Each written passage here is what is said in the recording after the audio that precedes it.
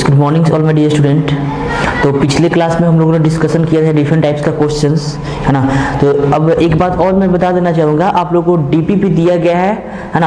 आपका 4th lectures में description links में आपको दिया गया है ना। तो जब तक आप क्वेश्चंस को नहीं डील करते हैं, डिफरेंट टाइप का क्वेश्चंस नहीं बनाते हैं, तब तक कि आपका मोर कॉन्सेप्ट चैप्टर आपका क्लियर नहीं होगा। तो हम उम्मीद करते हैं कि सभी लोग बना लिए होइएगा, है ना। अगर आपको कोई डाउट है उससे रिलेटेड, है ना, तो आप कमेंट में भी आप कमेंट कर सकते हैं, है ना। उसको फिर से हम कोशिश ये करेंगे डिफरेंट टाइप का हम क्वेश्चंस भी यहाँ पे डील करेंगे। तो चलिए आइए नेक्स्ट कॉन्सेप्ट की तरफ आगे बढ़ते हैं, एटॉमिक वेट। तो ये एक्चुअली एटॉमिक वेट क्या होता है, इसको किस तरह से डिफाइन किया जाए, तो इसका तरीका ये है कि यह एक सिंपल नंबर है जो ये रिप्रेजेंट करता है कि किसी एटम का एक मास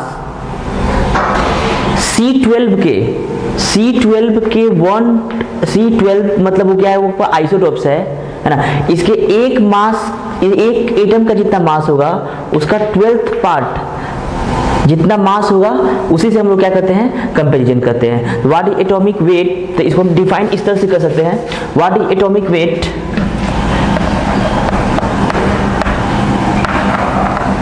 it is simply a number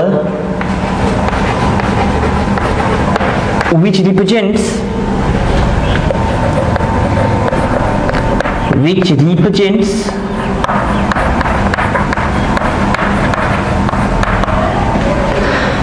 how many times of an atom is heavier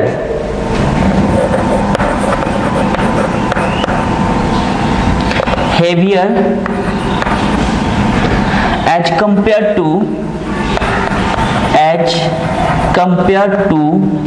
1/12th mass of an atom of C12। अब चलिए भाई, ये कह क्या रहा है कि मतलब एटॉमिक वेट सिंपल एक नंबर होता है जो इस बात को रिप्रेजेंट करता है कि 1/12th mass of an atom of C12 के से कितना टाइम्स ये क्या है, हैवी है। मतलब कितना टाइम्स क्या है, भारी है ना। उसी को ये क्या कर सकता है, रिप्रेजेंट करता है। तो यहाँ से हम लोग फॉर्मूला भी डिराइव कर सकते हैं। तो यहाँ से एटॉमिक वेट जो होगा, व्हाट इज एटॉमिक वेट, तो इसका जो फॉर्मूला होगा वो होगा क्या होगा, mass of one atom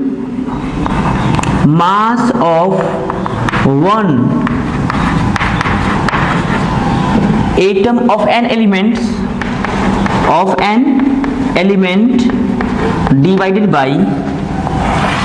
divided by 1/12 into mass of one atom of क्या, C12। तो यही इसका डेफिनेशन है। तो एटॉमिक वेट का जो फॉर्मूला होगा क्या होगा, mass of one atom of an element divided by 1/12 into क्या, mass of one atom of क्या, C12। और इसके लिए स्पेशल एक नाम हम लोग जानते हैं, उसको हम लोग क्या बोलते हैं, एटॉमिक मास यूनिट। इसको क्या बोलेंगे, atomic mass unit, that means क्या, AMU। तो सबसे पहले हम लोग समझते हैं ये AMU क्या होता है, एटॉमिक मास यूनिट, है ना। इसका वैल्यू कितना होगा इसको हम फाइंड आउट करना चाहेंगे।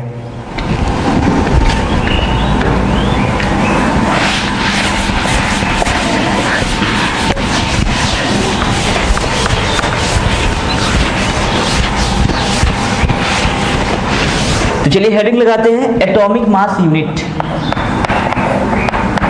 एटॉमिक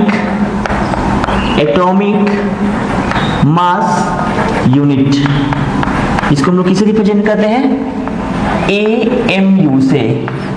किसे रिप्रेजेंट करेंगे, AMU से। तो सुनिएगा पहले AMU। सबसे पहले हम लोग जानते हैं 1 AMU कितना होता है, याद रखना 1 AMU इज इक्वल टू क्या होगा, 1/12 into mass of one atom of क्या C12, mass of 1 atom of क्या C12।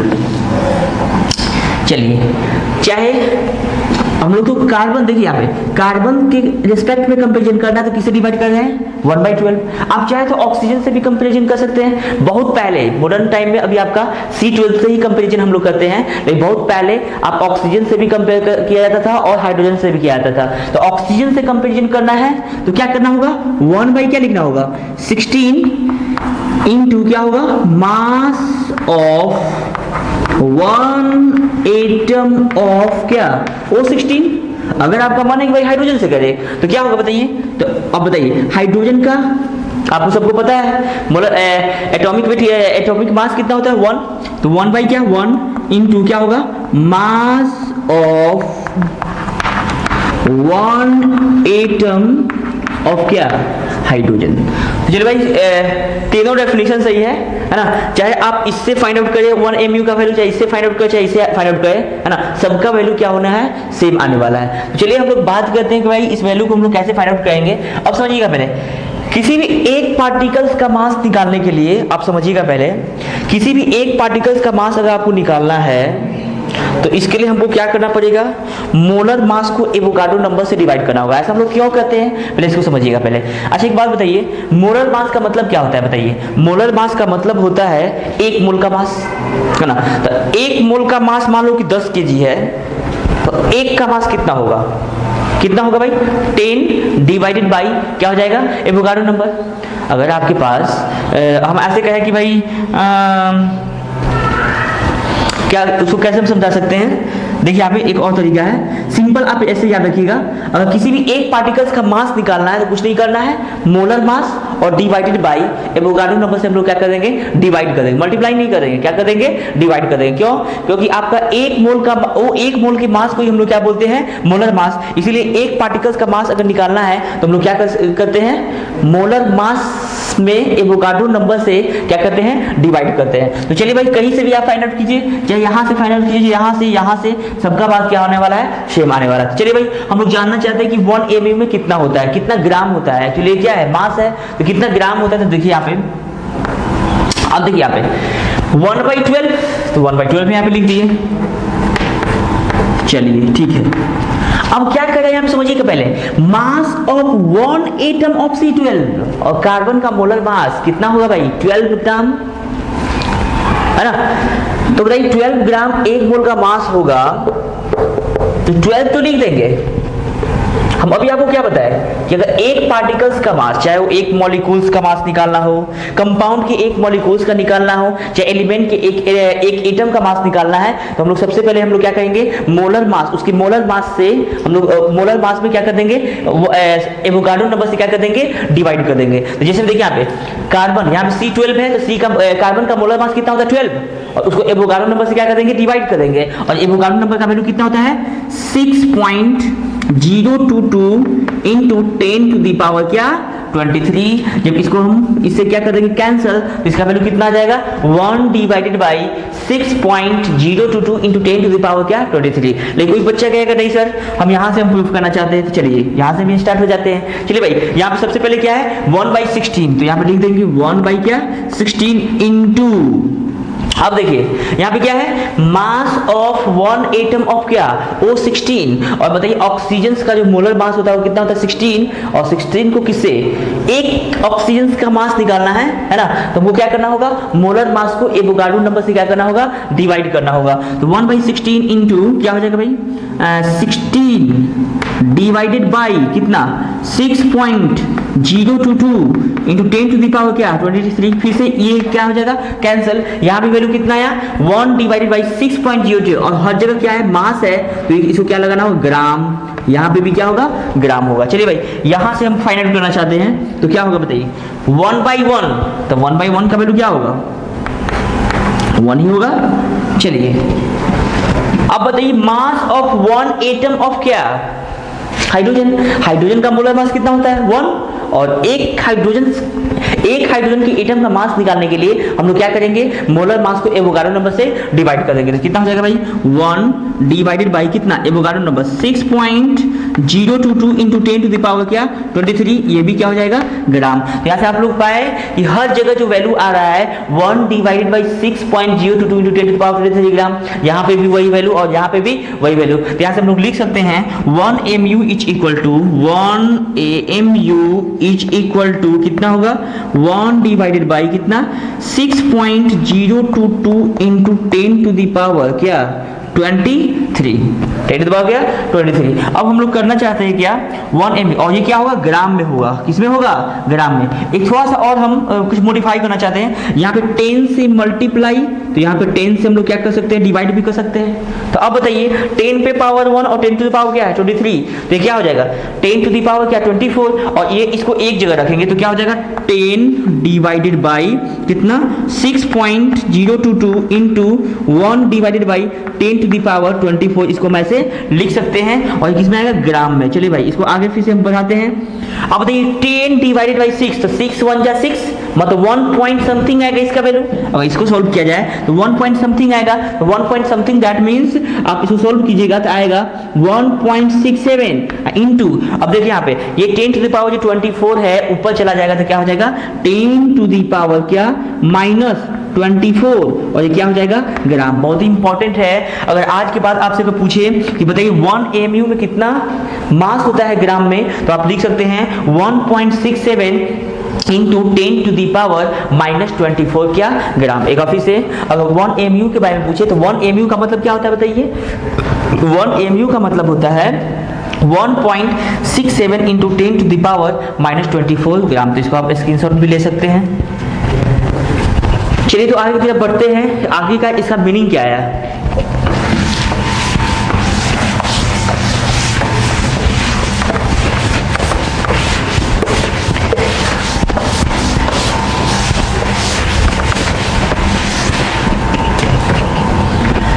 चलिए कॉन्सेप्ट की बात की जाए तो स्टार्ट हम कहां से किए हैं एटॉमिक वेट से। तो बताइए एटॉमिक वेट का फॉर्मूला क्या लिखे थे हम लोग। Atomic weight is equal to क्या होता है मास ऑफ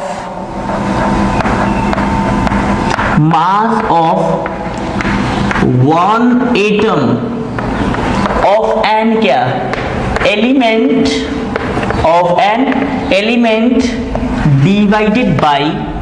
डिवाइडेड बाई क्या होगा 1/12 इंटू मास ऑफ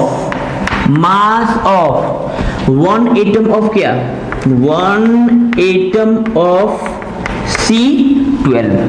चलिए तो अभी हमने बोला आपको कि 1/12 into mass of 1 atom of C12, इसको हम लोग क्या बोलते हैं AMU that means atomic mass unit. तो यहां से लिख सकते हैं एटॉमिक वेट। अच्छा ये बता ये क्या उसको बोलते हैं, ये नंबर क्यों है, इसका कोई यूनिट क्यों नहीं है। ऐसा इसलिए क्योंकि ऊपर भी आपका क्या है मास का यूनिट क्या होता है ग्राम, और अभी हम लोग डिराइव किए कि 1 AMU में कितना ग्राम होता है। तो कुछ भी है तो क्या है नीचे भी ग्राम ऊपर भी ग्राम, तो ग्राम से ग्राम क्या हो जाएगा कैंसिल हो जाएगा। जब कैंसिल हो गया तो कोई यूनिट नहीं रहा, इसलिए एटॉमिक वेट सिंपल एक क्या है नंबर है। क्या है नंबर है। तो atomic weight is equal to हम यहाँ पे ऐसे लिख सकते हैं mass of one atom of an element और डिवाइडेड बाय हम इसको कैसे लिख सकते हैं इतना क्या लिख सकते हैं AMU। क्या लिख सकते हैं AMU 1 AMU है ना। अब चलिए भाई अब इसको इधर क्रॉस मल्टीप्लिकेशन करेंगे तो यहाँ से हम लोग पता कर ले mass of one atom of an element is equal to क्या हो जाएगा एटॉमिक वेट इनटू क्या हो जाएगा AMU। तो यहां से क्या कंक्लूजन निकला पहले समझना। पहले अगर आपसे किसी भी एटम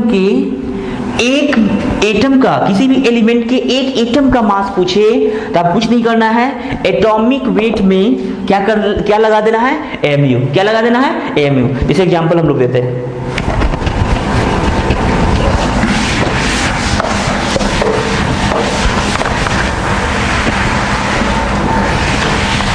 जैसे for example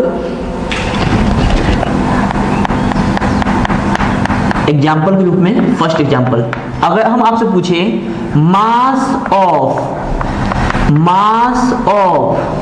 one atom, mass of one atom of क्या, सोडियम इज इक्वल टू, अगर सोडियम के एक एटम का मास पूछे, है ना, मास ऑफ वन एटम ऑफ क्या, सोडियम, तो क्या होगा, सबसे पहले एटॉमिक वेट, तो सोडियम का एटॉमिक वेट, मास नंबर, एक बात थोड़ा सा याद रखना, क्या होता है एटॉमिक वेट, क्या होता है सोडियम का 23, है ना, सबको पता ना, 11 टू जा 23, 22 होता है, लेकिन क्या है और नंबर है तो इसलिए क्या होगा 23, यहाँ पे 23 तो लिख दिए, लेकिन क्या लगाएंगे एमयू या ग्राम, तो एमयू, क्यों, क्योंकि एक एटम का मास निकालना है, इसलिए क्या हो जाएगा 23, क्या हो जाएगा एमयू। अगर पूछेगा नहीं हमको एमयू में नहीं चाहिए, किस में चाहिए, ग्राम में चाहिए, इसको हम लिख सकते हैं 23 इंटू 1 एमयू। अब 1 एमयू में कितना होता है 1.67 इंटू 10 टू द पावर -24 क्या ग्राम। ठीक है, अब आगे एक एग्जांपल सोच देते हैं second,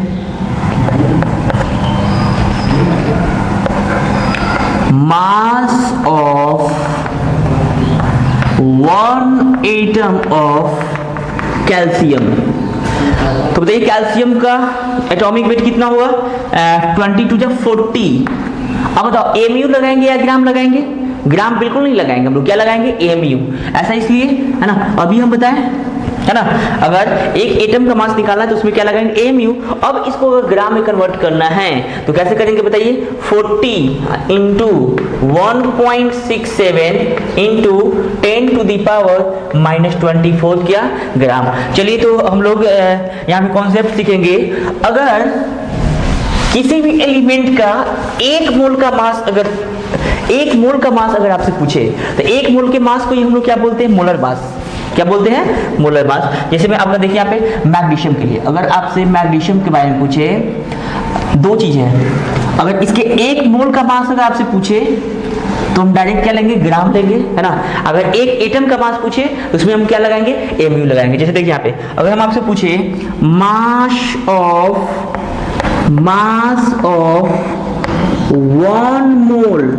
one mole magnesium atom, तो सबको पता है ये मोलर मास, तो मोलर मास को किसमें ग्राम में रिप्रेजेंट करते हैं। तो सबसे पहले मास of 1 mole of magnesium atom, अगर मैग्नीशियम के 1 मोल का मास पूछे, याद रखना मैग्नीशियम के 1 मोल का मास पूछे तो डायरेक्ट कुछ नहीं करना है, एटॉमिक वेट में क्या लगाएंगे ग्राम लगाएंगे।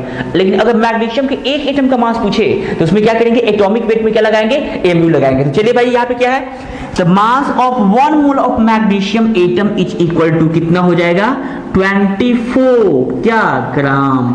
लेकिन वही आपसे पूछे मास ऑफ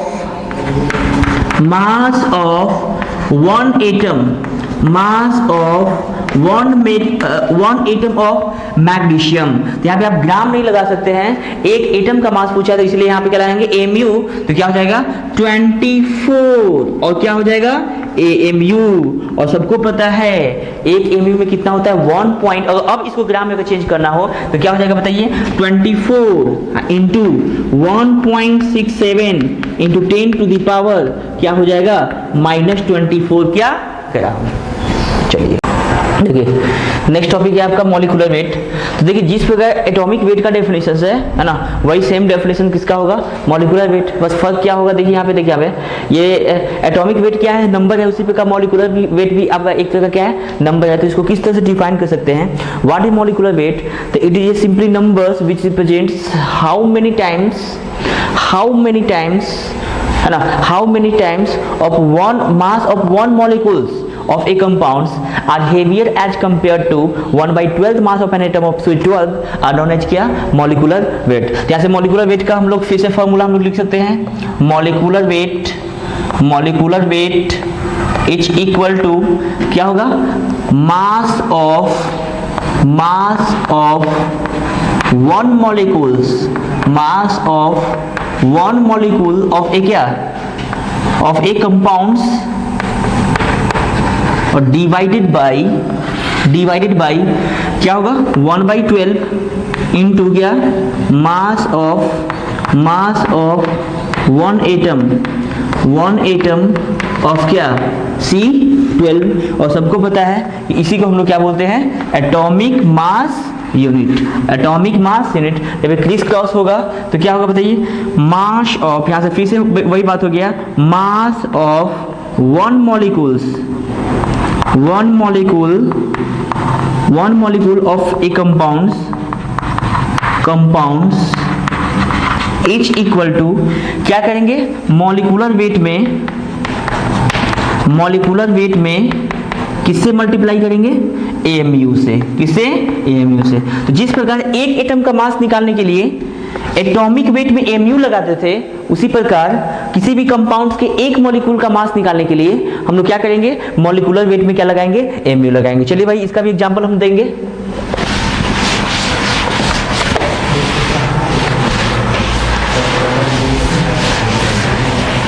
जैसे एग्जांपल के तौर पे जिसमें water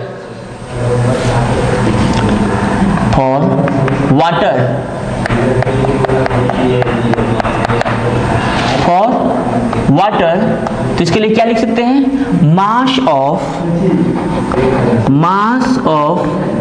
one molecule of H2O is equal to क्या होगा, मॉलिक्यूलर वेट। लेकिन मॉलिक्यूलर वेट में आपको क्या लगा देना होगा, AMU। क्या लगा देना होगा, AMU। अब देखिए यहाँ पे तो मॉलिक्यूलर वेट कैसे निकलता है सबको पता है, तो इसका बताइए 2 × 1 प्लस 1 × क्या 16, और यहाँ पे क्या आ जाएगा AMU दैट मीन्स क्या होगा 18 AMU। लेकिन अगर आपसे ये पूछ दिया कि बताइए कि वाटर के एक मॉलिक्यूल का मास कितना ग्राम है, ये तो AMU में है, लेकिन ये कितना है 18 AMU, लेकिन इसको ग्राम में कन्वर्ट करना है। तो सबको पता है कि 1 AMU में कितना ग्राम होता है, तो 1.67 × 10⁻24 क्या ग्राम। तो इसको चेंज कर सकते हैं हम लोग, क्या हो जाएगा भाई 18 × 1.67 × 10⁻24 क्या ग्राम। चलिए तो इसको हम लोग समराइज फिर से हम लोग करते हैं। तो एक और एग्जांपल्स लेते हैं। जैसे देखिए अब अमोनिया की बात की जाए तो अब देखिए फिर से बात वही हो गया, अमोनिया की अगर एक मॉलिक्यूल्स की बात की जाए तो मॉलिक्यूलर वेट में क्या लगा देंगे AMU, है ना। लेकिन अगर एक मोल का मास पूछ दिया है ना, तो अमोनिया के एक मोल का मास अगर पूछता है तो आपको कुछ नहीं करना होगा, मॉलिक्यूलर वेट में आपको क्या लगा देना होगा, ग्राम लगा देना होगा। तो जैसे देखिए यहाँ पे अगर हम आपसे पूछे मास ऑफ वन मोल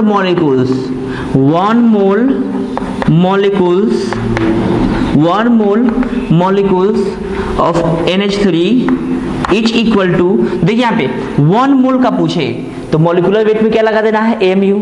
लेकिन एक मॉलिक्यूल्स का पूछे तो आपको क्या करना होगा, मॉलिक्यूलर वेट में क्या लगा देना है AMU लगा देना है। तो बताइए कितना होगा, NH3 का सबसे पहले मॉलिक्यूलर वेट निकालेंगे तो कितना होता है भाई 1 × 14 प्लस 3 × 1, लेकिन यहाँ पे क्या हो जाएगा ग्राम, क्या होगा ग्राम। दैट मीन्स कितना हो जाएगा 17 ग्राम। लेकिन वही अगर पूछे आपसे mass of one molecule of NH3 is equal to क्या हो जाएगा 17 क्या AMU। अगर इसको ग्राम में भी अगर आपको चेंज करने के लिए कहें तो कितना ग्राम होगा 17 ग्राम, भूल करके भी मत लिखना है ना, क्या लिखना है 17 AMU, है ना। क्योंकि एक मॉलिक्यूल का मास में हम लोग क्या लगाएंगे AMU लगाएंगे, और एक मोल के मास में हम लोग क्या लगाएंगे ग्राम लगाएंगे। तो 17 AMU का मतलब क्या है 17 इंटू, अब बताओ एक AMU में कितना ग्राम होता है, तो होता है 1.67 × 10⁻24 क्या ग्राम। जो भी वैल्यू आएगा वही आपका क्या हो जाएगा आंसर हो जाएगा। चलिए तो नेक्स्ट कॉन्सेप्ट की तरफ आगे बढ़ते हैं, और इस पे वैरायटी का क्वेश्चन आपको मिल जाएगा जो कि आपको ट्राई करना है।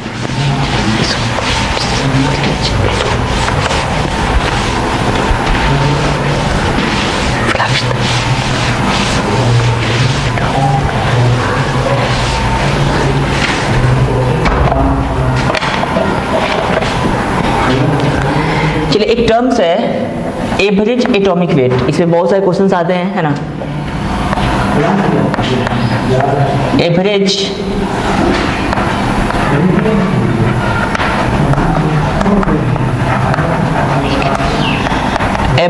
एटॉमिक वेट,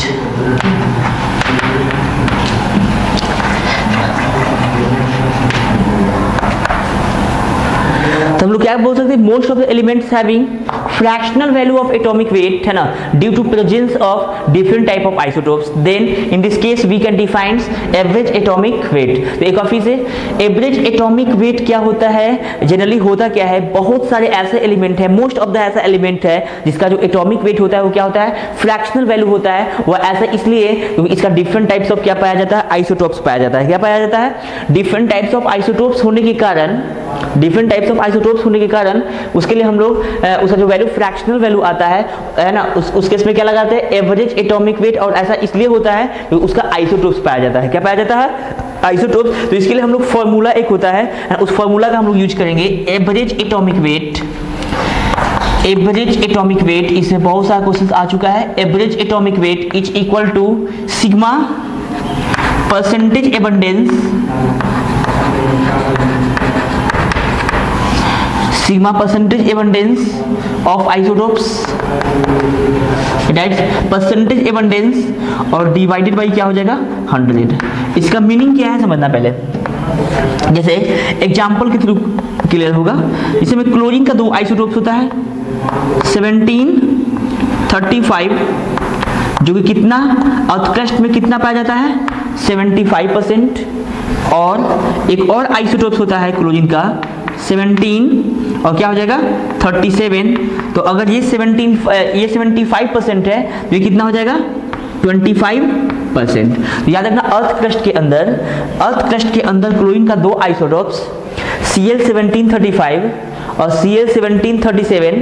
Cl1735 का जो परसेंटेज कंपोजिशन है अर्थ क्रस्ट के अंदर वो कितना है 75%। उसी प्रकार Cl37 का जो परसेंटेज है वो कितना है 25%। तो इस केस में दोनों का हम लोग क्या लगा रहे हैं, एवरेज निकालेंगे। तो एवरेज निकालने का तरीका क्या होता है, देखिए यहाँ पे ऐसे ही बोल सकते हैं कि इसका मास 35% है, इसका एवरेज एटॉमिक वेट निकालने का ये भी तरीका है। Average atomic weight of chlorine is equal to, बताओ इसका मास कितना है 35, तो क्या लिखेंगे 35 का कितना परसेंट 75%, इसको ऐसे लिख सकते हैं 75 अब आई क्या 100 और फिर बीच में क्या प्लस। अब देखो इसका मास कितना है 37 और 37 का कितना परसेंट 25%, तो 25% का मतलब क्या 25 और डिवाइडेड बाई क्या 100। अब इसी को एक और लिखने का तरीका है, जब इसको सिंप्लीफाई करेंगे तो क्या हो जाएगा 100 और ऊपर में क्या हो जाएगा 37 इंटू 75 प्लस 35 इंटू 75 प्लस ये कितना आ जाएगा 37 इंटू 25। जब इस वैल्यू को सॉल्व करेंगे तो डायरेक्ट कितना आ जाएगा 35.5। चलिए हम एक और तरीका दिया हुआ है जो बहुत सारे बुक में दिया हुआ है, उसको कैसे निकालते हैं हम लोग। एवरेज एटॉमिक वेट ऐसे निकालेंगे, average atomic weight is equal to, देखिए ये कितना मास इंटू परसेंटेज कंपोजिशन वो जो लिखे हैं तो कितना हो जाएगा 35 इंटू क्या 75 बीच में क्या प्लस।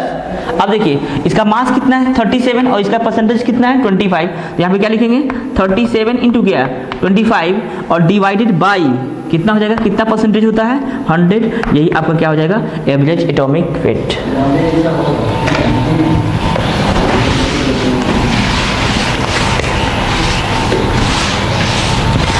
चलिए एक और एग्जांपल देते हैं हम लोग। सेकेंड एग्जांपल, ब्रोमीन का दो आइसोटोप 5, 10, 80% और एक होता है ब्रोमीन 5, 11 कितना है 20%। तो चलिए भाई दोनों दिया हुआ है, अब यहां से निकालना आसान है। Average atomic weight of boron is equal to, कैसे निकालेंगे देखिए यहाँ पे फिर से वही बात 10 इंटू 80 प्लस ये कितना है 11 इंटू 20 और डिवाइडेड बाई कितना 100। जब इस वैल्यू को सॉल्व करेंगे तो कितना आ जाएगा 10 पॉइंट क्या 80। लेकिन कभी कभी क्वेश्चंस में क्या देगा, आपको फंसाएगा डायरेक्ट बोरॉन 10 और बोरॉन कितना 11, 20% 5, ये ही आपको छुपा लेगा ना। तो ये पता है नहीं ये पता है, लेकिन आपको एक चीज दिया जाएगा, बोरॉन का जो एवरेज एटॉमिक वेट है वो कितना है 10 पॉइंट कितना है 80, और आपसे पूछेगा कि बताइए बोरॉन अर्थ क्रस्ट में बोरॉन 10 का कंपोजिशन कितना है और बोरॉन 11 का कंपोजिशन कितना है। तो इसके लिए देखिए क्या प्रोसीड्यूर होगा। इसके लिए हम लोग सबसे पहले इसको हम लोग मानते हैं x%। तो अब बताइए कंपोजिशन दो ही है, एक बोरॉन 11 है बोरॉन 10 है, अगर ये x% होगा तो निश्चित तौर पे B11 कितना हो जाएगा 100 माइनस x%। और आपको क्या दिया हुआ होगा इंफॉर्मेशन एवरेज एटॉमिक वेट, जैसे आप लोग निकाल सकते हैं 10.80 इज इक्वल टू, तरीका क्या है बताओ 10 इंटू एक्स, तो क्या हो जाएगा 10x, बीच में प्लस, फिर से कैसे करते हैं 11 इंटू क्या 11 इंटू 100 माइनस x और डिवाइडेड बाई कितना 100, और यहाँ से x का वैल्यू निकालिएगा तो ये x निकलेगा और 100 माइनस x का वैल्यू निकाल करके दोनों का कंपोजिशन आसानी से फाइंड आउट कर सकते हैं। चलिए नेक्स्ट और लास्ट टॉपिक। चलिए वेपर डेंसिटी पढ़ने से पहले हम लोग कुछ कॉन्सेप्ट को जानेंगे। ये कॉन्सेप्ट है क्या, सभी को पता है कि जो ideal gas equations PV equal to क्या होता है nRT, है ना, जहाँ पे P आपका क्या है प्रेशर, V क्या है वॉल्यूम, N क्या है नंबर ऑफ मोल्स और R आपका क्या है यूनिवर्सल गैस कांस्टेंट और आपका T क्या है टेम्परेचर इन क्या केल्विन, टेम्परेचर इन केल्विन। तो चलिए भाई अब इसको हम थोड़ा सा और मॉडिफाई करते हैं। N का एक और फॉर्मूला होता है, आप लोगों को मोल्स का फॉर्मूला पता है, N इक्वल टू क्या होता है W/M। इस वैल्यू को हम लोग यहाँ पे क्या कर देंगे पुट करेंगे तो क्या होगा PV इज इक्वल टू क्या हो जाएगा W/M इंटू क्या RT, W/M इंटू क्या RT। थोड़ा सा बस इसको क्रॉस मल्टीप्लीकेशन, M को हम यहाँ पे ला सकते हैं, V को यहाँ पे ला सकते हैं, तो क्या हो जाएगा भाई, तो PM इज इक्वल टू क्या हो जाएगा W/V इंटू क्या RT, W/V इंटू क्या RT। कभी कभी इस पे भी आपका क्वेश्चन आ जाएगा, होगा क्या कि प्रेशर दिया जाएगा, टेम्परेचर दिया है, वॉल्यूम दिया है, मास पूछने के लिए क्या है ना। तो चलिए आगे बढ़ते हैं। अब एक बात और, जो PM इज इक्वल टू होगा वो आपका DRT। अब DRT क्यों लिखिए, क्योंकि डेंसिटी जो होता है वह मास बाई वॉल्यूम के क्या होता है इक्वल होता है, मास बाई वॉल्यूम के क्या होता है इक्वल होता है। तो यहाँ से देखिए ये W क्या है गिवन सब्सटेंस इन ग्राम और वॉल्यूम है यहाँ पे, तो मास बाई वॉल्यूम को ही हम लोग क्या बोलते हैं डेंसिटी। तो इसलिए यहाँ से फॉर्मूला है PM इक्वल टू क्या DRT। बहुत इंपॉर्टेंट ये भी आपका, बताइए P क्या है प्रेशर, M क्या है मोलर मास, D क्या है डेंसिटी, R क्या है यूनिवर्सल गैस कांस्टेंट और T क्या है टेम्परेचर इन केल्विन, जो कि आप पहले से भी जान रहे हैं। तो एक बार फिर से बहुत सारा इंपॉर्टेंट फॉर्मूला, सबसे पहले PV इक्वल टू nRT तो आपको आना भी चाहिए, कभी कभी इस टाइप पे भी क्वेश्चन देता है। तो PV इक्वल टू होगा W/M इंटू क्या RT, यहाँ पे W/M क्या है N के जगह पे पुट किए, क्योंकि हम जानते हैं N इक्वल टू क्या होता है W/M। अब क्रॉस इसको अरेंज करने के बाद आपका आया PM equal to W/V into क्या RT, और मास बाई वॉल्यूम को ही हम लोग क्या बोलते हैं डेंसिटी। तो इसलिए एक और फॉर्मूला आपको निकल आया यहाँ पे PM इक्वल टू क्या DRT, PM equal to DRT। तो अब देखिए एक और कॉन्सेप्ट की बात की, एक नोट करके लिखेंगे हम लोग यहाँ पे, किसी भी दिए हुए गैस के लिए जो डेंसिटी है, अगर टेम्परेचर और प्रेशर को कांस्टेंट किया जाए, अगर टेम्परेचर और प्रेशर को कांस्टेंट किया जाए तो डेंसिटी, तो R तो हमेशा कांस्टेंट होता है, तो जो डेंसिटी होगा वह मोलर मास के क्या होगा इक्वल होगा। तो यहाँ पे आप लिख सकते हैं एट कांस्टेंट टेम्परेचर्स एंड क्या pressure, eight constant temperature and pressure, temperature और प्रेशर को जब कांस्टेंट कर दिया जाए तो R तो हमेशा क्या होता है कांस्टेंट वैल्यू वाला होता है। जैसे D इक्वल टू क्या हो जाएगा बताओ, यहाँ से चाहे M इक्वल टू चाहे D इक्वल टू लिख लो भाई, तो M इक्वल टू चाहे देखो टेम्परेचर कांस्टेंट, प्रेशर कांस्टेंट और R भी आपका क्या है कांस्टेंट है, तो ये कांस्टेंट ही होगा। चाहे डिवाइड भी करेंगे तो क्या होगा कांस्टेंट ही आएगा। यहाँ से हम लोग लिख सकते हैं तो M is equal to RT/P into क्या D, इंटू क्या डी। अब सुनो पहले एक बात और, ये आर क्या है, यूनिवर्सल गैस कांस्टेंट जो कि वैल्यू फिक्स कांस्टेंट होता है, और टेम्परेचर और प्रेशर को अगर कांस्टेंट कर दिया जाए तो ये वाला वैल्यू क्या हो गया कांस्टेंट, तो m इज इक्वल टू क्या हो गया के डी। और सबको पता है कि अगर A is equal to K B है तो A is directly proportional to क्या हो जाएगा B। अगर A is equal to constant into B है तो ये दोनों क्या हो जाएगा डायरेक्टली हो जाएगा। और डायरेक्टली का मतलब है कि एक बढ़ेगा तो दूसरा ये बढ़ेगा, एक घटेगा तो दूसरा भी क्या होगा घटेगा। लेकिन वही अगर A इंटू बी, अगर दोनों का प्रोडक्ट अगर किसी कांस्टेंट के इक्वल हो जाए तो A is inversely proportional to क्या होगा B। इसका मतलब होता है A बढ़ेगा तो B घटेगा, मतलब A इंक्रीज करेगा तो B क्या करेगा डिक्रीज करेगा, अगर ये डिक्रीज करेगा तो ये क्या हो जाएगा इंक्रीज करेगा। तो उसी प्रकार देखिए यहाँ पे M और D में रिलेशन आया कि M इज इक्वल टू के डी आया, तो इसलिए इस दोनों में क्या होगा कैसा रिलेशन होगा डायरेक्टली का। तो यहाँ पे लिख सकते हैं M is directly proportional to क्या D। इसी का हम लोग यूज करेंगे कहाँ पे वेपर डेंसिटी में।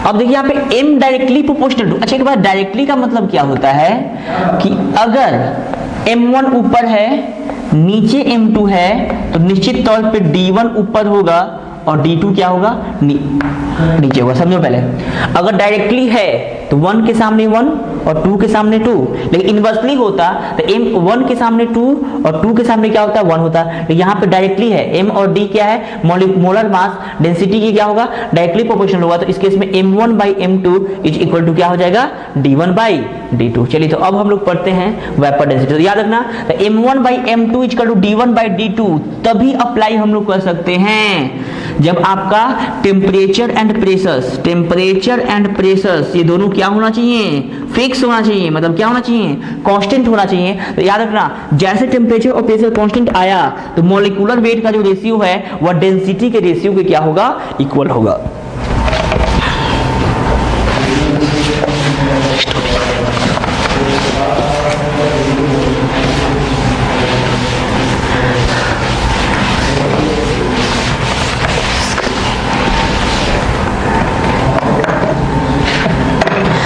चलिए तो हम लोग पढ़ते हैं वेपर प्रेशर्स।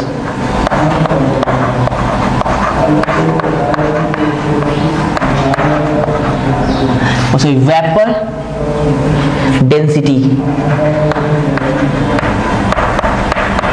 Vapour density. तो वेपर डेंसिटी एक्चुअली होता क्या है देखिए, it is the ratio of density of any substance to the density of hydrogen gas at identical condition। identical conditions अगर क्वेश्चंस में लिखा हुआ है तो इसका मतलब है कि टेम्परेचर और प्रेशर को क्या कर दिया गया है फिक्स कर दिया जाए। तो अब बताओ यहाँ से वेपर डेंसिटी क्या होगा, इसका डेफिनेशन अगर किया गया तो it is defined it is the ratio of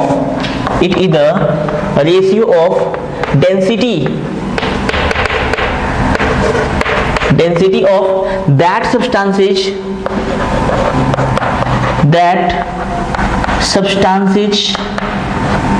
to density of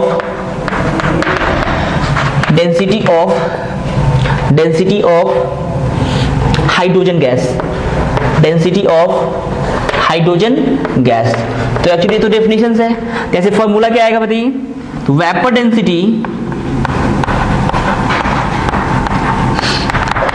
density मतलब VD इज इक्वल टू क्या होगा डेंसिटी ऑफ एनी सब्सटेंस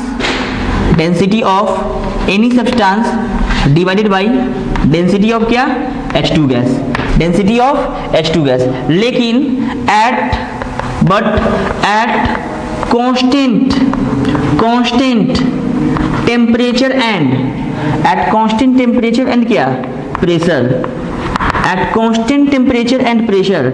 अब देखो एक बात और, कभी कभी क्वेश्चंस में एनटीपी भी दे सकता है, आरटीपी भी दे सकता है और एसटीपी भी दे सकता है। और वैसे भी आप जानते हैं ये एनटीपी दिया, एसटीपी दिया या आरटीपी दिया, इसका मीनिंग ये होता है कि आपका जो सिस्टम्स है उसका टेम्परेचर और प्रेशर क्या है आपका कांस्टेंट है। तो eight constant temperature and pressure सबको पता है जो डेंसिटी का जो रेशियो होता है वह मोलर मास के रेशियो के क्या होता है इक्वल होता है। तो यहाँ से हम लोग vapour density at constant temperature and pressure density of substance हम लोग क्या लिख सकते हैं बताओ, density of vapour density is equal to, actually होता क्या है, density of substance by density of H2, लेकिन ये जो डेंसिटी का रेशियो होगा वो मॉलिक्यूलर वेट के रेशियो में कन्वर्ट होगा। इसे पिछले स्लाइड में पढ़ाए थे, तो अब बताओ क्या होगा। तो density of substance by density of H2 को हम लोग लिख सकते हैं मॉलिक्यूलर वेट ऑफ सब्सटेंस और डिवाइडेड बाय क्या हो जाएगा, मॉलिक्यूलर वेट ऑफ H2।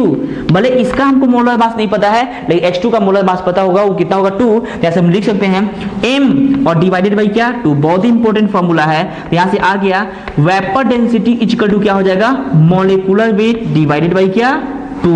अगर वेपर डेंसिटी निकालना है तो मॉलिक्यूलर वेट को 2 से डिवाइड करेंगे, या क्वेश्चंस में अगर वेपर डेंसिटी आपको दिया है तो उसमें 2 से मल्टीप्लाई करने के बाद आपका क्या आ जाएगा, मोलर मास आ जाएगा। क्या आ जाएगा, मोलर मास।